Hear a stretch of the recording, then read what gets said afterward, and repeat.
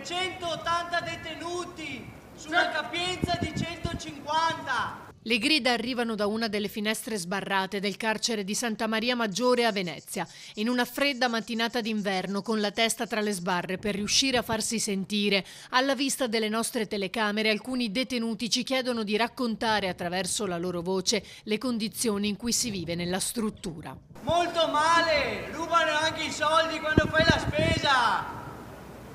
Acqua da spente calda, il riscaldamento non funziona, I manca riscaldamenti medicina. non funzionano nei corridoi. C'è gente che deve non andare in psichiatria, non qua a carceri, deve uscire da carceri, deve stare in psichiatria. Ci sono gente malati, ci sono gente che vogliono tutto il giorno suicidare. L'ultimo suicidio, lo scorso 5 novembre, il terzo nel carcere veneziano dall'inizio dell'anno, il 79esimo in Italia. Una situazione al collasso, quella di Santa Maria Maggiore, che da tempo è sotto gli occhi di tutti, con le tante, troppe denunce, soprattutto nell'ultimo anno, di sindacati politici ma anche agenti di polizia penitenziaria, a loro volta in condizioni al limite con turni di servizio e carichi di lavoro massacranti, oltre alle aggressioni.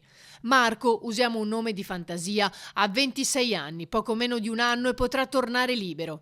Ci racconta che così non è umano scontare una pena e lancia un appello, l'ennesimo. Chiediamo che sia sfollato un po' il carcere, perché siamo in troppi qui dentro. Un grido disperato con la speranza che non resti tra quelle mura e prima di rientrare nelle celle un pensiero dal carcere veneziano va a Giulia Cecchettin. Siamo tutti con Giulia! Pace all'anima sua!